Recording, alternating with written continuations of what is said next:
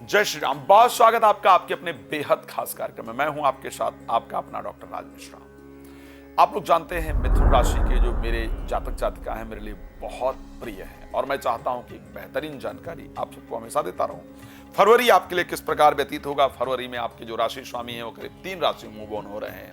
Starting में मकर में रहेंगे, फिर कुंभ में चले जाएंगे 11 तारीख को, फिर 27 तारीख को मीन में चले जाएंगे। तो ये जो अतिचारी परिस्थिति है ग्रह की, वो हमारे जीवन में बड़ा बदलाव लेकर के आती है। आखिर आपके जीवन में उसका क्या बदलाव होगा, इस पर चर्चा करने का प्रयास करूंगा। लेकिन सबसे पहले आपको एक इंपॉर्टेंट जानकारी देना चाहता हूं। यदि आप चाहते हैं कि राम कथा हो आपके घर में, आपके क्षेत्र में, श्री शिव महापुराण की कथा हो, श्रीमद् भागवत की शानदार आनंददायी कथा हो और वो कथा मेरे द्वारा हो, तो कृपया आप मुझसे उसके लिए संपर्क कर सकते हैं, बातचीत कर सकते हैं। सबसे पहले चर्चा प्रारंभ करते हैं मिथुन राशि के लिए, जहां पर मंथ स्टार्टिंग में आपके राशि स्वामी 8th हाउस के अंतर्गत सूर्य के साथ गोचर करेंगे। आपके राशि में मंगल गोचर करेंगे। शनि 9th हाउस में, राहु चंद्रमा शुक्र जो है वो 10th हाउस में। क्या रहेगा? सबसे पहला प्रश्न, इस संसार में एक ही कहा जाता है कि पहला सुख निरोगी काया। स्वास्थ्य जो है वो सबसे इंपॉर्टेंट पार्ट है। और सुखदेव जी ने भी राजा परीक्षित से कहा कि अर्थागमो नित्यम रोगिताचा। शरीर में अगर रोग ना हो तो व्यक्ति इस संसार में सुखी है। फिर धन का आवागमन, वो बड़ा सब बात की गई। हेल्थ को लेकर के स्टार्टिंग के 11 तारीख तक की बात कर रहा हूं, सुन लीजिएगा। मैं सिर्फ खुश रखने का प्रयास नहीं करता हूं, मेरा प्रयास रहता है कि आपको सच्चाई जरूर पता चले एस्ट्रोलॉजिकली कि सच क्या है।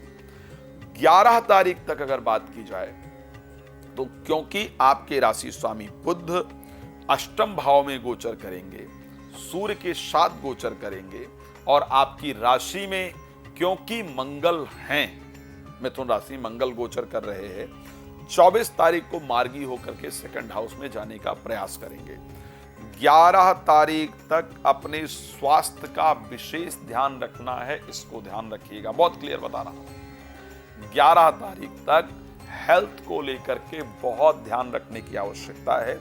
जनरली सर्दी का भी समय है, एक तो चोट दुर्घटना इत्यादि का योग है। मैंने योग कहा है, ये नहीं कह रहा हूं कि नहीं आपका ऐसा हो ही जाएगा। राशि फल का मतलब है कि आपको सावधान करना हमारा कर्म है। चोट दुर्घटना इत्यादि का योग है, इस कारण से कृपया अपने आप को सावधान रखिएगा। क्रोध इत्यादि नहीं कीजिएगा। पॉसिबल हो तो बीपी इत्यादि रेगुलर आपको चेक कराते रहने की आवश्यकता है। ये सब कुछ 11 तारीख तक है, जब तक कि बुध अष्टम भाव में गोचर करेंगे। 11 तारीख के बाद जैसे ही बुध आपके 9th हाउस के अंतर्गत गोचर करने जाएंगे तो आधी से ज्यादा प्रॉब्लम जो हेल्थ को लेकर के चिंता है वो दूर हो जाएगी और परिस्थितियां आपके लिए अनुकूल रहेंगी। लेकिन 11 तक आपको सावधान रहने की आवश्यकता है। उसके बाद आपके स्वास्थ्य को लेकर के प्रॉब्लम नहीं है। उसके बाद सिर्फ बीपी फ्लैक्चुएट होगा, आपका ऊपर नीचे होगा। अगर आप चेक कराएंगे तो करा सकते हैं, जो प्रेडिक्ट कर रहा हूं आपको दिखेगा। साथ में क्रोध अत्यधिक उत्पन्न होने की जो संभावना है वो उसके बाद आपकी बनेगी। तो हेल्थ को लेकर के फरवरी 11 तारीख तक सावधानी की आवश्यकता है, लेकिन 11 तारीख के बाद की जो कंडीशन है वो निश्चित रूप से आपके लिए बेहतर है। अब बात कर लेते हैं तो साहब वेल्थ को लेकर के परिस्थिति बताइए कि वेल्थ की कंडीशन आखिर क्या रहने वाली है। देखिए, वेल्थ को लेकर के क्योंकि 11th हाउस के स्वामी मंगल आपकी राशि के अंतर्गत रहेंगे और फिर वो मार्गी होंगे 24 तारीख को, तो आपके 2nd हाउस में जाएंगे। इट मीन्स कि पैसा तो भाई आएगा, पैसा ना आए वो वाली परिस्थिति इस राशि में नहीं दिख रहा है। 2025 फरवरी के अंतर्गत धन का आगमन होता हुआ नजर आ रहा है, पैसा जरूर आएगा।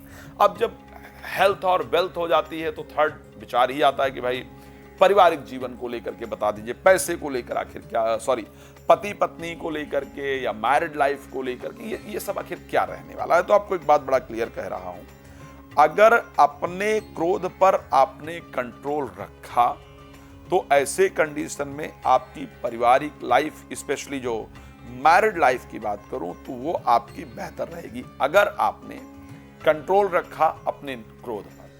अगर क्रोध पर कंट्रोल नहीं रख पाए तो ये कंफर्म है कि लग्न में मंगल होने के कारण जीवन संगिनी को भी क्रोध उत्पन्न हो और उसके कारण आपके आपसी रिलेशन के अंदर प्रॉब्लम आए, तो अपने क्रोध पर कंट्रोल रखने की आवश्यकता फरवरी महीने में रहने वाली है।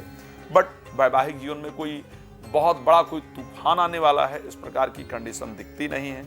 अगर उसको पोलाइटली हैंडल करने का प्रयास किया जाएगा, सिचुएशन निश्चित रूप से अंडर कंट्रोल रहेगी, बेहतर परिस्थिति रहेगी।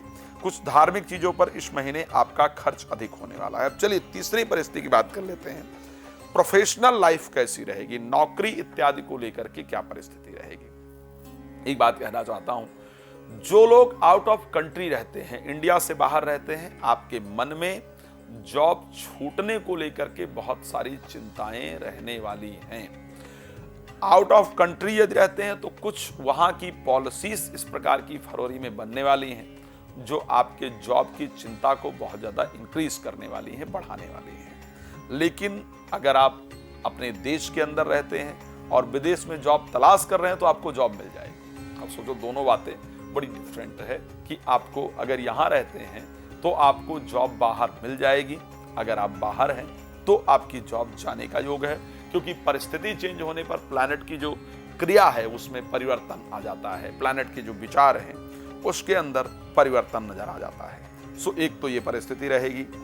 विदेश यात्रा जो लोग करना चाहते हैं उनकी इस महीने विदेश यात्रा का योग है। नौकरी में ठीक ठाक परिस्थिति रहेगी, बृहस्पति के मार्गी हो जाने से नौकरी में कोई बहुत बड़ा बदलाव नहीं दिख रहा है। थोड़े सावधान होकर काम करने की आवश्यकता जॉब में रहेगी, वो मैं क्लियर करके जा रहा हूं। संतान को लेकर के, एजुकेशन को लेकर के और प्रेम संबंध को लेकर के अगर देखें तो क्या परिस्थिति रहेगी। देखिए, संतान जिनको नहीं है या बच्चों का बिहेवियर खराब है तो फरवरी में उसमें सुधार आएगा। एजुकेशन में अच्छी तरीके से मन लगेगा, एजुकेशन वाइज फरवरी आपका बेहतर रहेगा। अब बात आती है प्रेम संबंध को लेकर के, तो 27 से 2-3 दिन का जो बिल्कुल लास्ट का समय होगा उसमें प्रेम संबंध इत्यादि बनने का योग है। खैर, आप बहुत कुछ जानना चाहते होंगे, समय क्योंकि आप जानते हैं कम होता है, बहुत सारी चर्चा करना पॉसिबल नहीं है। रात को 9 बजे, दोपहर को 12 बजे फ्री लाइव होता है, उसमें जुड़ सकते हैं। समय ले लीजिए, नंबर दिख रहा है, कॉल कर लीजिए, मेरे साथ बात कर लीजिए, अपने बारे में पूरी डिटेल इंफॉर्मेशन आप प्राप्त कर सकते हैं। भगवान आपको सुखी रखें, ये मेरी शुभकामना है। धन्यवाद जुड़ने के लिए। जय श्री राम।